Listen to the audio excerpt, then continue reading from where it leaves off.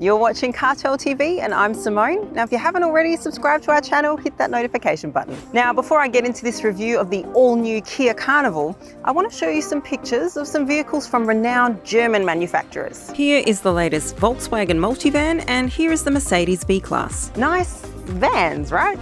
They're far more accommodating and plush than similar vehicles from the past, but they're still vanish. And then there's this thing, the latest competitor from Kia. This is the latest Kia Carnival and it doesn't look like a van, does it? It's closer to the Honda Odyssey in terms of design, But honestly, it looks better. it comes with a diesel 4-pot or a petrol V6. It has 4 trim levels and heaps of comfort and feature tech to cater to the potential buyers of these vehicles. And who are those, you may ask? People with large families or in need of practical, adjustable interiors. You know, those people who are driving around large SUVs without actually needing them.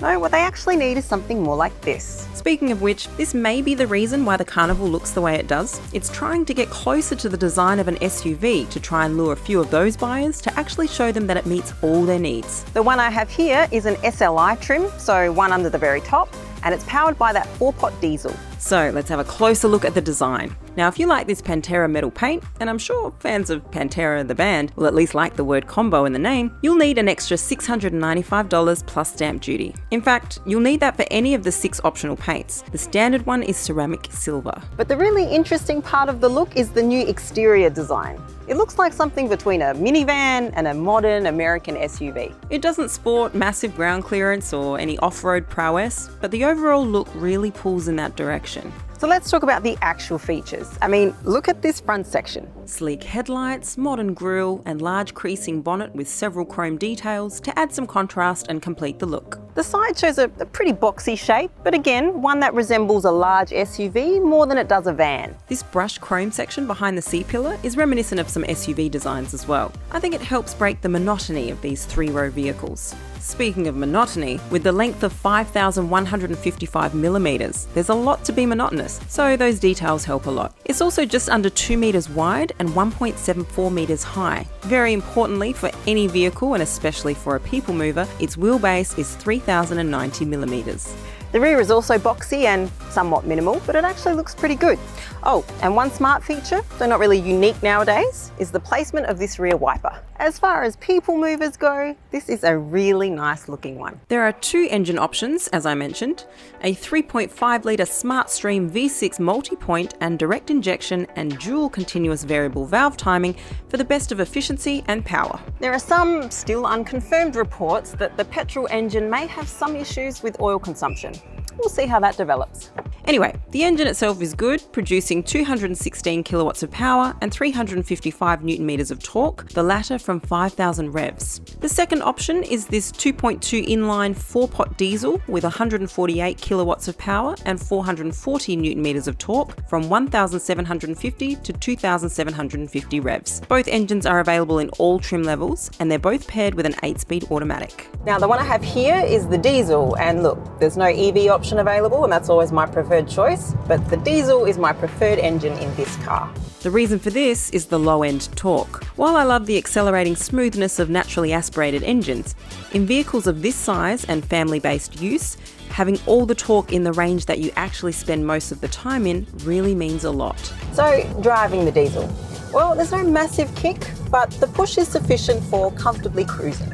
You can overtake, and the engine never really feels like it's struggling, but there is also no hard-hitting push at any point, and that is, once again, good for such a vehicle.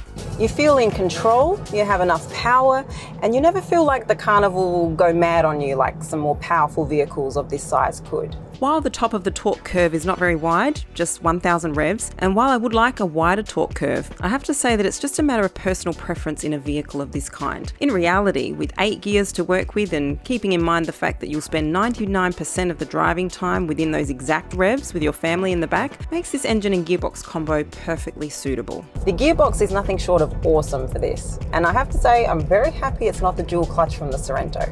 Now, this particular one reacts quickly and it's very smooth when it shifts. And there's also no uncomfortable hunting for gears, like it seems to do what you would in a manual. It just selects the gear it feels is better for those conditions and speeds, and it sticks to it until the conditions or the speed change. Of course, the computer knows the torque curve, so the gearbox makes the best use of the available torque at all times. There are 4 driving modes called Normal, Eco, Sport and Smart.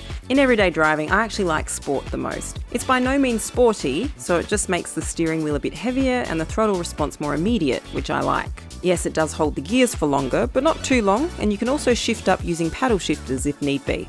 There is some corner sway, but it's not too intrusive, especially if you don't throw it around corners.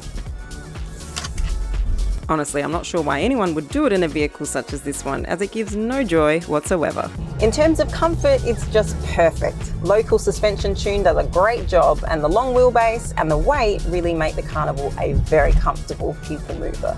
Step inside and it just feels great. It's spacious, practical, but also elegant. This initial model, due to some issues related to the coronavirus predicament in Victoria, doesn't have a digital instrument cluster, but it will be an option for this vehicle soon. This means you don't get to hear once again how much I love that Hyundai Kia Genesis blind spot camera feed that we always harp on about. What you do get is this 12.3-inch Infotainment Touchscreen, which is standard for all the trims except the base one, which gets an 8-inch screen. That's a pretty large difference. Strangely, that entry-level version gets wireless Apple CarPlay and Android Auto, while this larger one needs a cable to get connected. In terms of the overall look, it feels nice and clean, pretty elegant, and with these tilted aircon controls. The central console is wide with large cup holders. Oh, and you also get a normal gear selector. Although the top trim does get a rotating gear selector. You know what? We're getting pretty used to those. Materials are pretty good as well. There's wood and leather, touch points are soft and accommodating, and it all feels pretty well put together. Getting into the rear is pretty easy, and like most of the people movers these days, the Carnival has sliding rear doors. A nice feature in that respect is you can open and close rear doors and the boot by using your key fob. Just hold these buttons for the doors and this one on the side of the key fob for the boot. If all your huge family is coming to the car at the same time, just hold the unlock button and it will open the rear doors and boot. What makes this even easier is you don't need the key to start the car, so you can actually just keep it in your vehicle as a remote control for your rear doors and boot.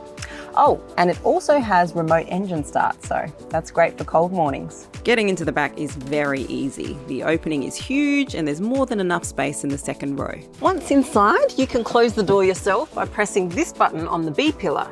But this function can also be turned off by the driver in case you have kids in the back who like to press buttons. You can fit 3 people in the second row with pretty good comfort. Knee room and headroom are awesome.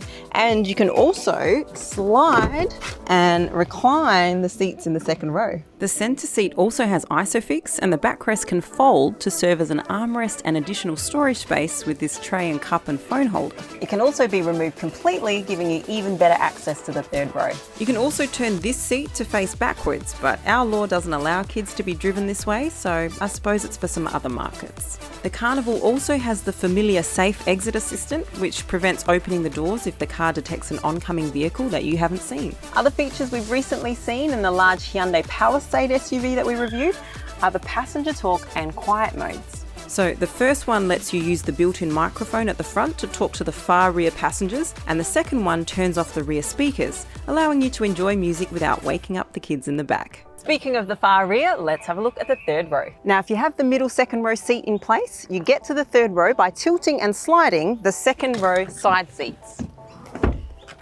The space is pretty wide, good enough for adults and more than enough for kids. You also get ISOFIX points there. As for the space, there's a pretty nice sliding range for the second row, so you can tailor legroom for all the seats in the rear. But even with the second row being very accommodating, there's a good amount of space in the far back. There are 3 seats here, although the middle one is not as large as the one in the second row. But you get charging points, you get air vents, cup holders, storage spaces. You can actually drive 8 adults in the Carnival, should there be need, and 7 adults in the Carnival would feel very comfortable. Now, the real far back.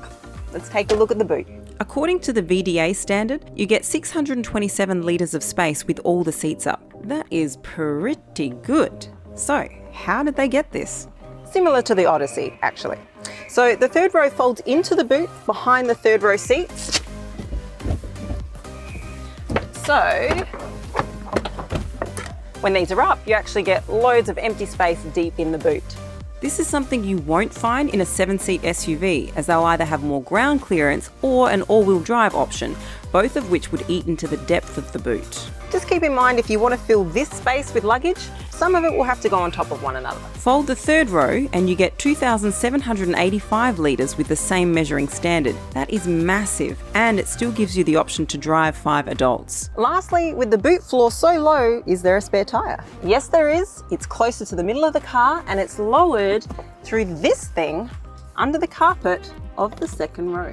And all this is not even scratching the surface of all the family-friendly features, such as numerous opening, locking and unlocking options that come from just having the key fob in your pocket, electrically adjustable driver's seat with memory, multi-zone climate control with controls in the second row as well, heated seats for the front and rear and vented seats for the front only, heated steering wheel, those same door and boot opening functions from the key fob using these buttons on the right of the driver, and of course, charging points and storage spaces throughout the cabin. You get it, it's a family-friendly interior, although some of these features depend on the trim level.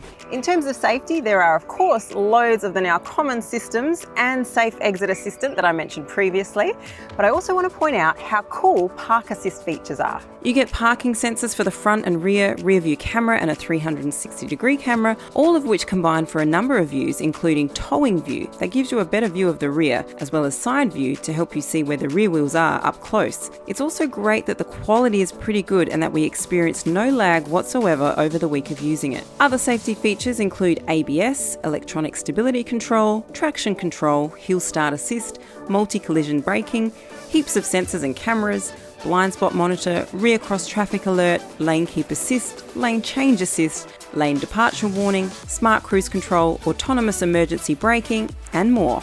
If you're buying a vehicle to drive a large family, you do not need an SUV.